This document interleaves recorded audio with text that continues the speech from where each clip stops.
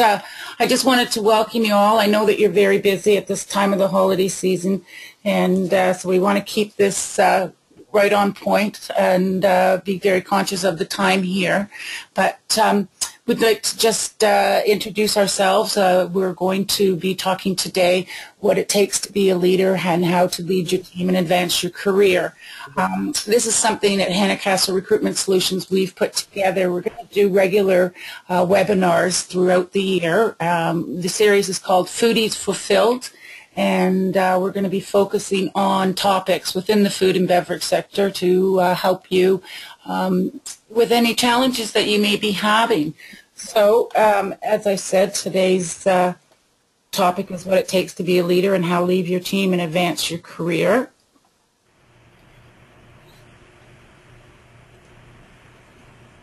I'm Jo Dakin, the Director of Recruitment. We specialize in the food and beverage sector. I have been recruiting for 18 years.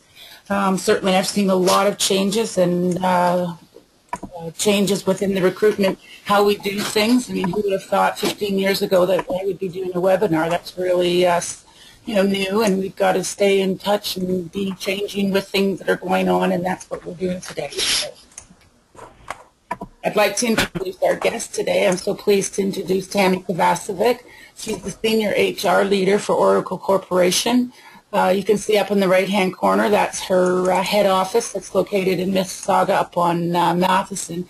Tam is responsible for the HR for all across Canada, certainly with a global company and well-branded. She's got a lot of responsibility, and I really appreciate her taking the time today from her busy schedule and spending it with us. So without further ado, I'd like to introduce Tammy to you. Thanks very much, Jo. Thanks, everybody, for taking the time to join today. Hopefully, we will make this a productive, 30 or 40 minutes in your day. I'll further introduce myself. So as Jo says, my name is Tanika. I'm the Senior HR Manager with Oracle Corp. My responsibilities are for employees across Canada. So there's certainly a wide scope in an organization sector. I have been in the HR business for about 20 years. I have my certification as a human resources professional, as well as my certification as a compensation professional, which as leaders, I think it's important to make sure you continue to sort of educate yourself and stay above the trades. So that's a little bit about me. Let's go ahead and take a look at our agenda for today.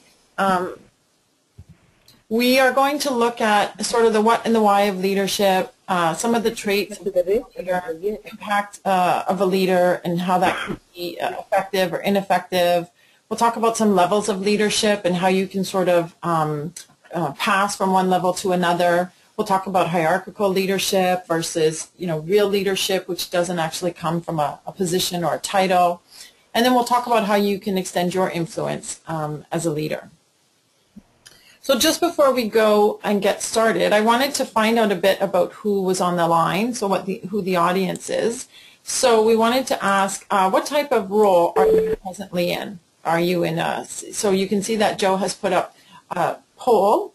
If you guys can go ahead and click there so I can get an idea of who is on the line.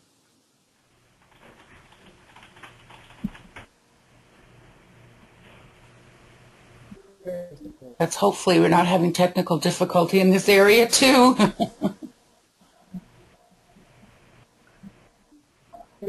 Erase it. So can everybody see the poll? No. I think it's just been open. Oh, what type of just turn into your manager and manager role.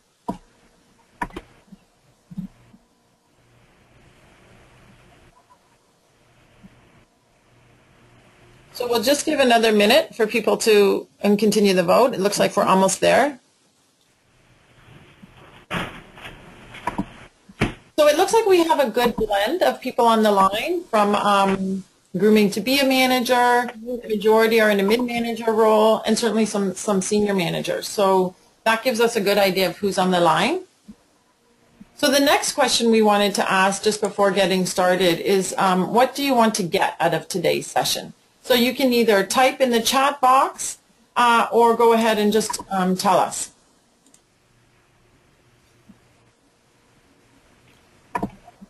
Just say your name and then pose your response to us.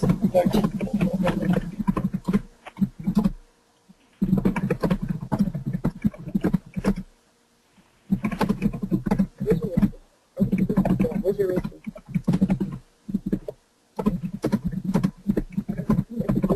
We do hear some people typing, so we'll give it a minute for the responses to come through.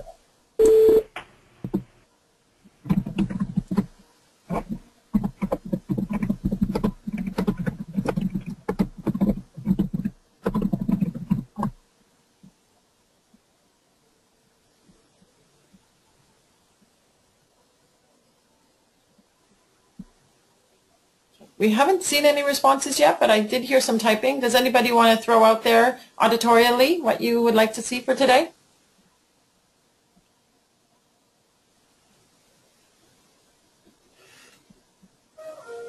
Audience participation is always the most tricky part. All right, we'll go ahead and get started, but we do have some places for people to participate, and like anything, you'll get more out of the session if you're able to participate. So hopefully technical things won't stop that. All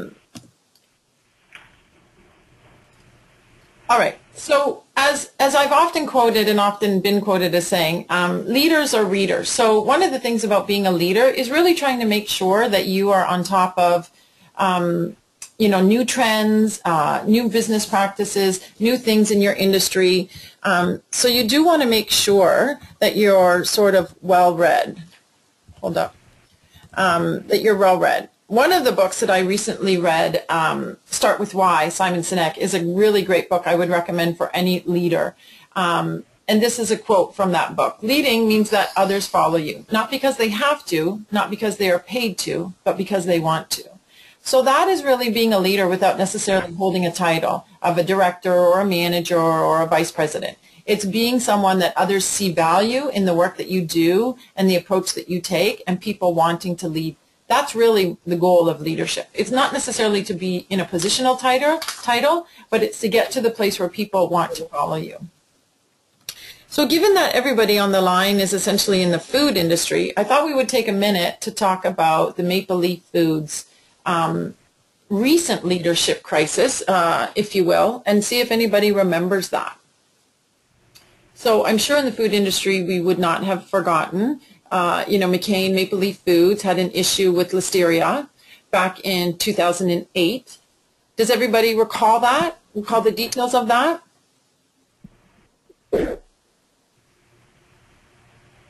So let me give you a few of the details. So again, back in August 2008, the Maple Leaf Food plant was confirmed as being involved in an outbreak of foodborne illness caused by the bacteria Listeria. Doesn't really happen in Canada, thankfully, very much. A day later, Maple Leaf upgraded a precautionary recall of 23 products on its own. So meaning that those 23 products were not necessarily involved in the Listeria, but voluntarily Maple Leaf pulled them from the shelves. It was a huge recall, again, as I'm sure you'll know, being in the food industry. And it directly cost at least $20 million for that immediate recall. So there was a significant hit to Maple Leaf bottom line, as well as certainly a significant hit to their brand. And one of the things that sort of came out of that was certainly the leadership that was exhumed there. So we see lots of things happening. Unfortunately, we see in the pharma sector, sometimes there's issues with packaging. We see in companies there's been explosions. I mean, we do see corporately negative things happening. And I think one of the things that we take away from the Maple Leafs food Listeria incident is the leadership that really shone through. I don't know if you specifically recall, but Michael McCain, the firm's CEO, went on television personally taking responsibility for the Listeria outbreak, personally taking responsibility for certainly the effects of the outbreak, the recall, and said that his company and he had let down the public. So, again, very big deal in the food industry. But it's interesting to say, what was effective about that? In fact, after the Listeria incident, the Maple Leaf food product stock and sales actually went up. So that's interesting to know. Listeria, an outbreak like that, could have broken Maple Leaf Foods quite easily. People could have simply stopped buying that brand. But in fact, Maple Leaf Food sales went on to sort of steady out and certainly increase. So what do we think was effective? What can you learn from this as a leader? The takeaways from my perspective from the Maple Leaf incident are really that Maple Leaf Foods incident really turned on the effectiveness and the leadership of Michael McCain. So I think if he had have gone on to the TV or certainly ignored it, as we've seen other CEOs do, I don't think their brand ultimately would have survived and certainly would have thrived as it is now. You know, sometimes I don't think that anybody can be prepared. I don't think Michael McCain had any sort of training, if you will, on how to deal with an issue of that magnitude and in that short of a time. So this is where you really have to trust your instincts as a leader. And what you can do on a daily basis is really hone your instincts as a leader so that when something happens, and hopefully not something as big as this, your instincts will really cut in and tell you how to respond. We look at the slide. Sometimes leadership is demonstrated by what one does when no one is watching. And we know that, right? When we're in our offices and when we're in our plants and the places that we work, you know, what are the decisions that we make every day that affect the people that we lead as well as the organization that we support? Sometimes everybody doesn't see those. You're not going to have these, these moments of a CEO where you have to go on TV and sort of broadcast. But what are you doing when no one is watching? Do you take ownership of problems and mistakes? Are we able to admit our errors? When difficult situations or problems do occur, are we able to address them properly, in a timely manner? I mean, these are the things that decide, you know, who our leaders of tomorrow are. It's not when we sort of groom ourselves and get in front of an audience and we're well prepared. You know, leadership is really about what we do when we're not prepared, when stuff happens that we can't anticipate. We said at the top, you know, management involves power by position. So if you're in a manager role, if your title is manager or supervisor or director or vice president, you have power because of your position. A certain amount of people must listen to you or must take your direction because of the job title that you bear. Leadership, on the other hand, involves power by influence. So I don't necessarily, you know, have to follow what you're saying directly. You're not my immediate boss, or you may not have a leadership title, or I may not be under your direct subordinate group, but I want to follow you because you're influential. Again, if we look at the Start With Why book, we follow those who lead not because we have to, but because we want to. We follow those not for them, but for ourselves, which means we take from them, right? We follow who we lead not for them, but for ourselves, which means by following influential people, we feel like we're upping our game. I'm sure we've all heard, if you're the smartest person in the room, you need to change rooms. So even as leaders ourselves, we want to make sure that we are being influenced by other people. We want to make sure that not only are we leading down, so the people that may be under us from a hierarchical perspective, but also that we're seeking out people that can influence us and therefore take our game to the next level. So what are the traits of an effective leader?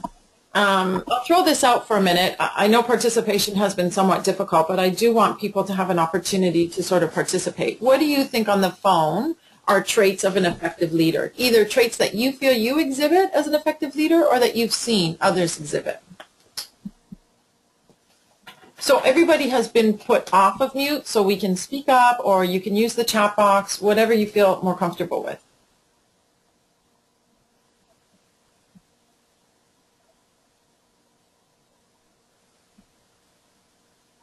Got some shy ones out there, Tammy. Yes. Yeah. Okay, that's fine. We'll truck on. If you'd like to stop me and ask questions at any point, though, feel free.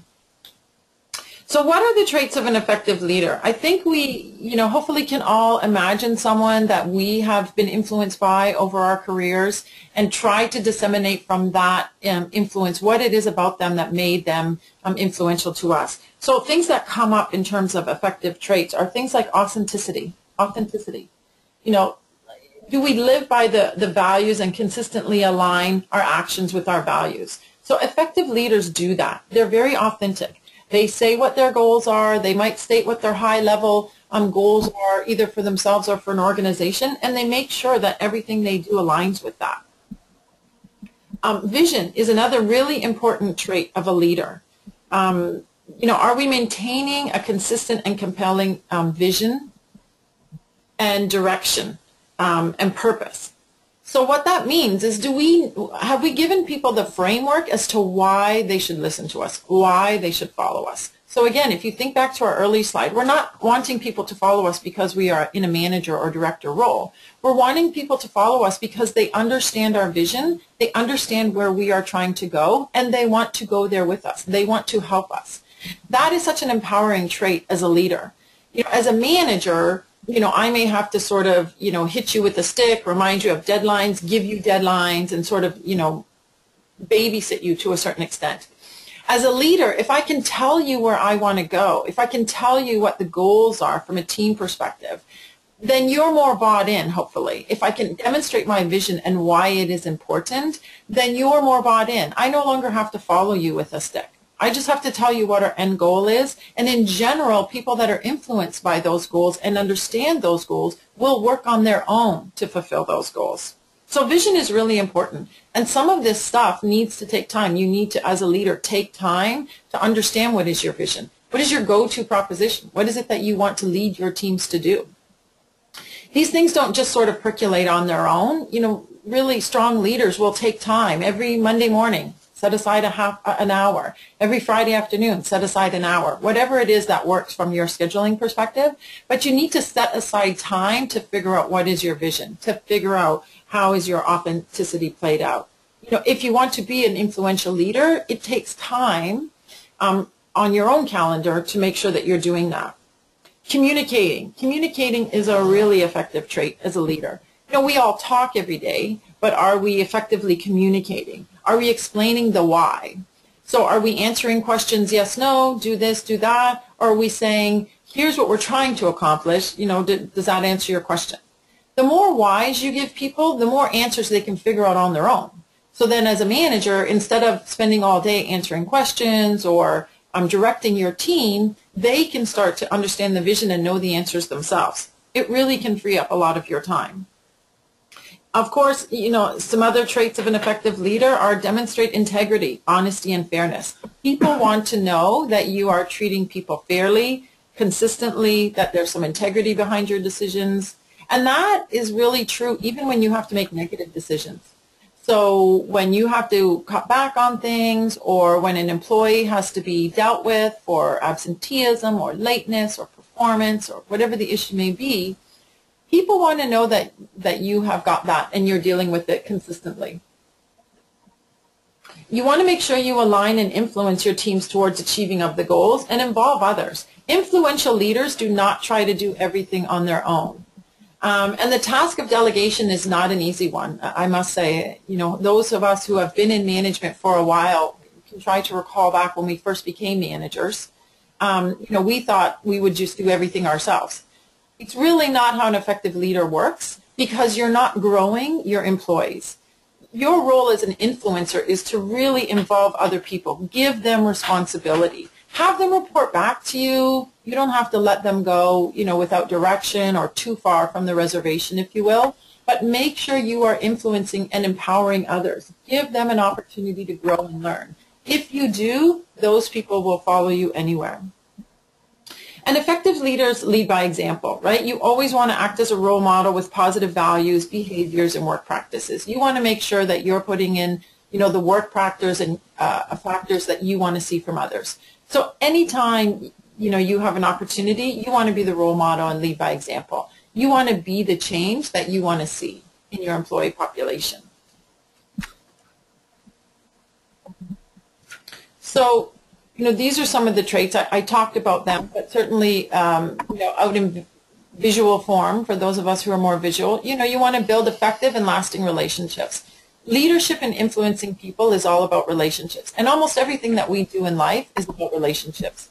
You want to make sure that you're building effective and lasting relationships. People that are endeared to you for whatever reason will go the distance for you. That doesn't necessarily mean personal relationships outside of the work, place, but that means getting to know your employees, taking a difference in what's happening to them, knowing what's important to them, know what motivates their people. If you don't have a relationship with your individuals, you don't know what motivates them. So without knowing that, you're really missing an opportunity, right? There is only, for example, so many dollars that we can give to employees on a regular basis. So promotions and cash cannot be the only thing that motivates people, because that's a limited supply. Is it recognition that that motivates one of the people on your staff? You know, make that happen. Is it a little tiny perks that motivates another person on your staff for low money? You can make that happen. Is it an opportunity to have lunch with a leader that they may be interested in knowing? You can make that happen. So knowing what motivates your people really builds on, do you have a relationship with them?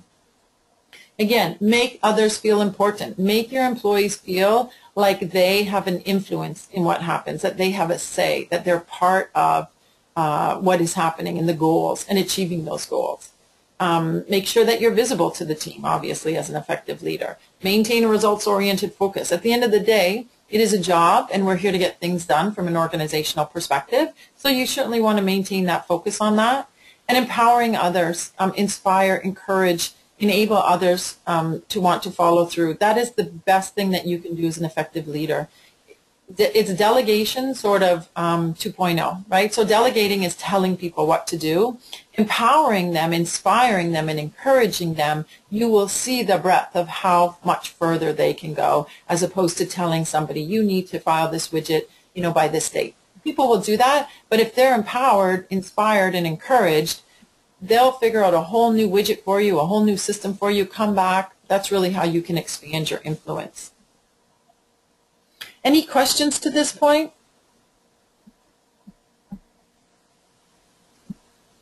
All right.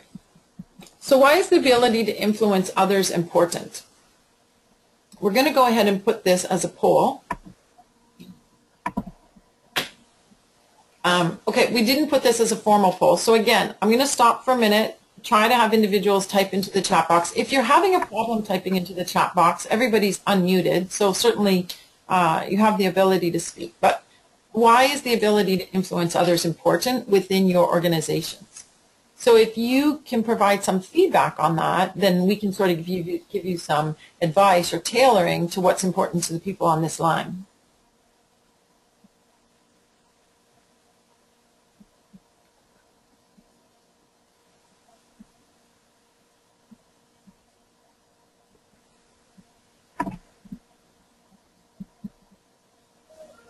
Okay, we'll keep going. All right. So, you know, this is a leadership development activity that we're not going to do on this webcast right now, but I want people to go away and really figure out, as a leader, where do my values lie? What are the things that I want to be known for? You know, is it work-life balance? Is that one of my strong values that I bring into the workplace, and so that I want to mirror with my employees? Is it accountability that I want to sort of mirror? Consistency, honesty. As I said earlier, it's very important as a leader that we cultivate the things that we want to do. We want to make sure that we've taken the time to sort of figure out what our values are. So I would encourage everybody to go and spend some time, as I say, whether it's a Friday morning or a Monday morning or a Friday afternoon, and think about what it is that you want to be known for. It's only when you consider that and figure that out that you can start making policies and practices from yourself that are consistent with those values.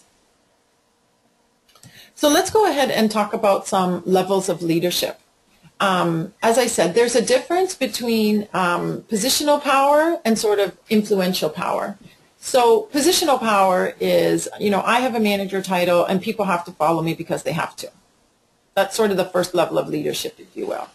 The second level is permission. People follow you because they want to. So they have given their permission, if you will. The third level of leadership is really about production. So people follow you because of what you have done for the organization. The fourth level, which is hopefully where we're all trying to get, is people development. Right? So people follow you because what you have done for them. So let's take a look to let's take a minute to sort of figure out, how can you progress from one to the other, right? So Level 1, what are we talking about when we say positional leadership? People won't follow positional leader people will not follow a positional leader beyond his or her stated authority.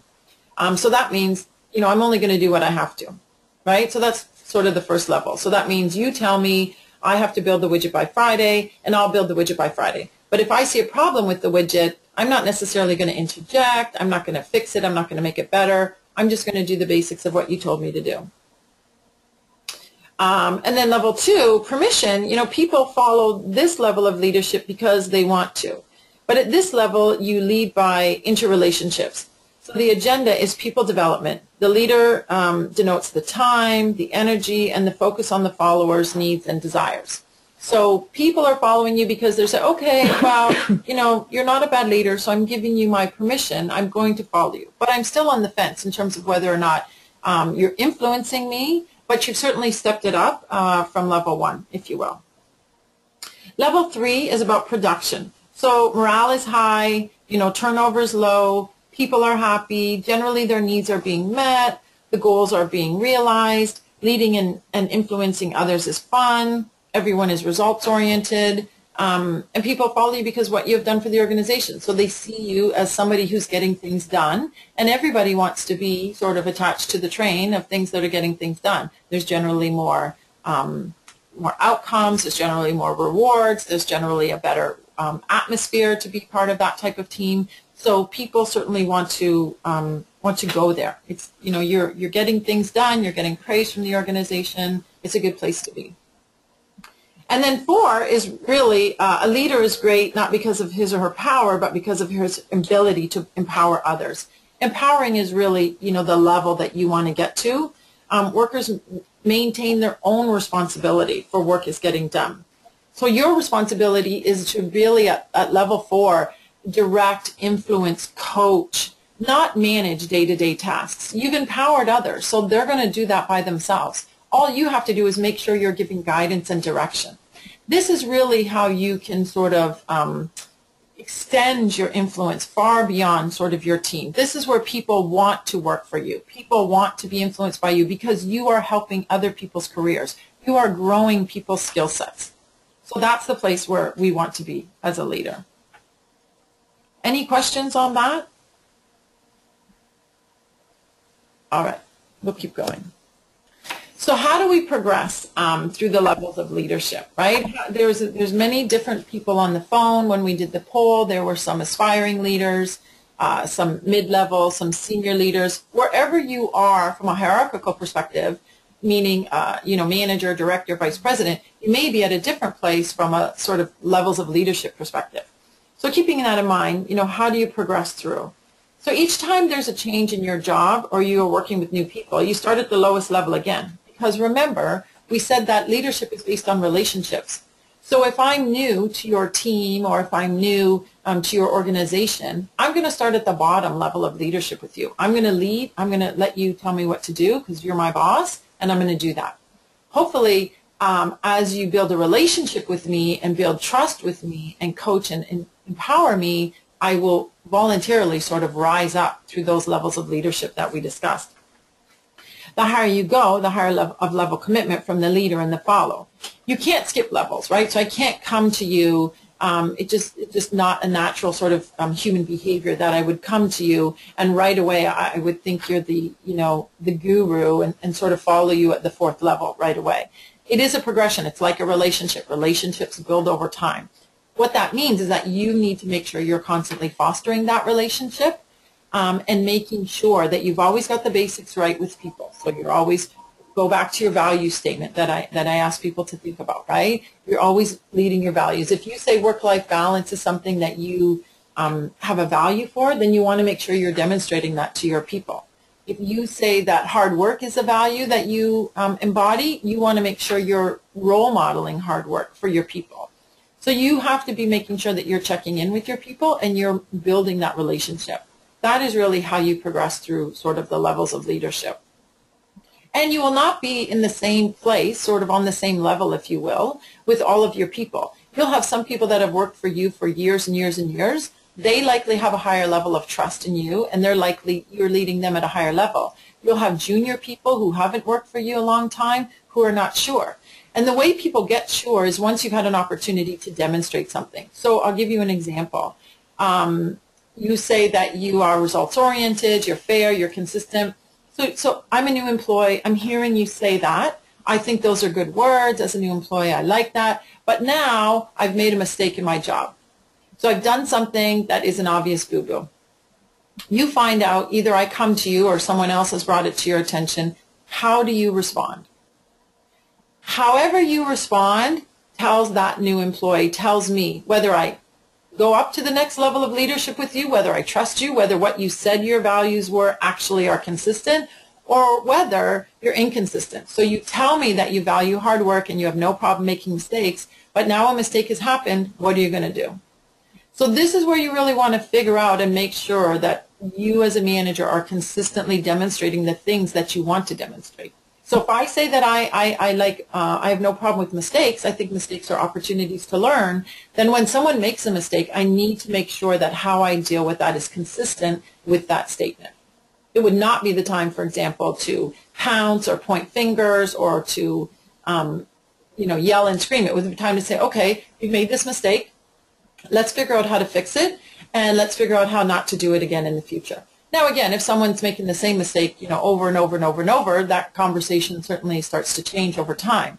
But if one of your values is, be creative, get things done, think about things, try new things, and someone makes a mistake, you got to figure out how you're going to deal with that. That was sort of the purpose of the Maple Leafs Foods issue, right? So how Michael McCain dealt with that really said to his staff and his people, this is a top guy. This is someone that I want to follow. He did not try to point fingers. He did not try to say it was the packaging guy's fault, making $25,000 a year at some obscure plant. He said it was his fault. That's a guy I want to follow.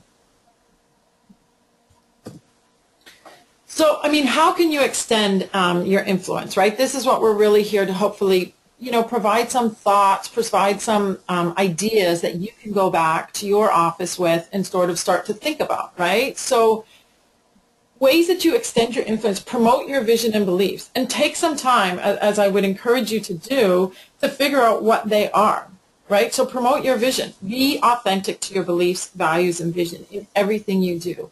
In order to be authentic, you have to really sit some time out and figure out what it is. That book that I referenced earlier, and there'll be a slide at the end with the title on it, Why, is a very good book to get going if you're unsure how to start a vision.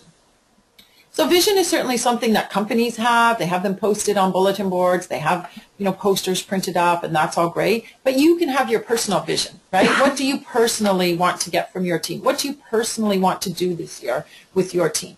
So, spend some time thinking about that and then promote that within your team and be authentic about that. Make sure you maintain a strong commitment. No matter what comes to you, you will never turn an eye from the goal. So no matter how busy it gets or no matter how many problems pop up, we all have fire drill days. We all have things that take our commitment away to the everyday things. Make sure you come back to them. Make sure when the fire drill is over, make sure when the volume of tasks have come down, you maintain your strong commitment and you bring your focus back onto what you said your vision and beliefs and goals were. And focus on those relationships. When you value your people and your relationships with them, you really lay the foundation for empowering others. One of the people that I work for, my management chain, recently said to me, I know your team is so loyal to you. That, I got to say, was one of the best compliments ever, and it's true. But the reason it's true is because I empower them. I don't tell them what to do. I let them run their own everybody runs their own little business. Now, that's not to say that everybody's loose, running amok in the field. They're not. They stay close. They tell me what they're doing. They ask for my advice and guidance on a regular basis. But I don't tell them what to do. I give them guidance. I give them choices. Now, again, there are certain roles where that's going to be more appropriate and others where they're not. But every role, every job has a little bit of wiggle room for the person to be able to figure out some stuff on their own. So figure out where that wiggle room is for you. And certainly build an environment of trust. If people don't trust you, If they don't feel like you have their back, if they don't feel like when something hits the fan, you're going to be there in their corner, they will never follow you beyond positional power. Show respect. You know, clearly, I'm sure everybody on the line already does that. But again, you know, make sure that people understand that you're respecting. When you believe in people, when you care about them, when you trust them, they know that. They feel that intrinsically.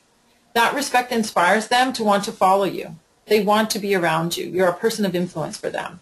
And keep the right attitude. You know, change is part of empowerment, and change is not an easy thing. So if you are serious about extending your influence of leadership, you're going to go away. You're going to read some books. You're going to take some notes. You're going to figure out what your vision is. And then you're going to start talking to people a little bit differently. They're going to feel that. They're going to feel that that's a change. So keep that right attitude. And, you know, again, be transparent. Tell people, you know, I want to create some vision here. I want to create some goals for us. I want to create some influence. Certainly you don't have to, but people like transparency. They want to know what's happening when they sense a change is in the air. So when you empower people, you're not influencing just them. You're influencing all the people that they influence. That's impact. That's another book that we'll reference at the end, John C. Maxwell. Very small leadership book, easy to read. You know, you can read it in the evening, read it on your commute. If it's a train, go train ride or whatever. But there's lots of sort of little ideas that you get from these books. And this is another really easy read. So just in trying to sort of create some focus around what we talked about, you know, how to empower others to their potential. You know, delegate tasks that help others learn and grow. So don't just delegate the things that you don't want to do. Delegate the things that will provide some influence and some growth to other people. Delegate things that will take their career to the next level. See their potential, right? Find out what they lack and help them develop them. Equip them with what they need. So if somebody lacks something right now, give them an opportunity to build that skill over time and tell them that you're doing that. Tell them that, you know what, I see right now you're a little bit lacking in this area. Let's try to work on that together. Don't take ownership for them. Don't say, I'm going to develop you in this area. Say, I'd like to help you develop in this area. Again, you're empowering people. If you tell me that I have to develop in a certain area and you've signed me up for a training course, great. I'm going to go on that training course because you told me to go on that training course, and there it is. If you tell me that you'd like me to develop in an area so that I can extend my influence and potentially be ready for other challenges, and that doesn't mean promotion, I didn't use the word promotion, but other challenges, how do we think we can do that? Well, now I as an employee have an opportunity to go away and say, wow, there's this course I found. I'm really interested in that. Or, hey, I'd like to spend some time with this other person. She or he seems to demonstrate that skill quite well. So the difference is I, as a leader, when I take control of your career development, you're just going to go do the task that I say. If you put me in control of my career development with your assistance, now I'm very much bought in. So completely different approach. The reality is approach 2, which is a better approach from a leadership perspective, actually takes less time on the management. So you're not going out and searching the web for courses, or you're not going out and trying to rack your brain and figure out what needs to happen. You're actually putting it on the employee. Now, you can influence if you know some things that are good, but remember, the better way is actually less on the management, on the to-do side. We talked about modeling behaviors. People are always watching. People are always watching. Is what you're saying consistent with what you're doing? And help others believe that they can succeed. Publicly show your confidence in them. People who are confident do great things. And provide regular feedback and ongoing coaching. If you want to influence people, you have to be able to tell them what is happening. You have to be able to tell them both the positive as well as areas that they need improvement. But again, if you've built up that trust with them, if you've built up that relationship with them, they should hopefully not be threatened by regular constructive feedback. They will see that as an opportunity for you and them to work together to create change. So finally, each of us influences more than 10,000 people in our lifetime. The question is not whether you will influence someone, but how you will use your influence. So I've put together just a few books, if you will, titles to get you started. As I say, I very much believe that leaders are readers, You should be reading on a regular basis about leadership. There's always new concepts coming out. There's always new ideas coming out. These are a few that I've read recently that I very much encourage everybody to read. Leadership 101, John C. Maxwell, very small book, very easy to read. Start with why. If you want to know anything about creating a vision, about creating influence, about why, this is a phenomenal book, probably one of my best reads of 2014. And The Leader Who Had No Title, Robin Sharma. It's written in a very easy to read format. It's not written as a textbook. Easy read, but there are some really good nuggets of knowledge that you can get from there. So I will open it up for questions and answers. Hopefully if you have something that's unanswered, please let us know. I'm happy to sort of spend a few minutes giving individual sort of guidance or advice if that can be helpful. Hopefully this session was useful for you today. I know that Hanna and Castle will be doing more sessions in the future, so your feedback to them is probably really appropriate. But let me pause for a couple of minutes and see if anybody has any questions for me.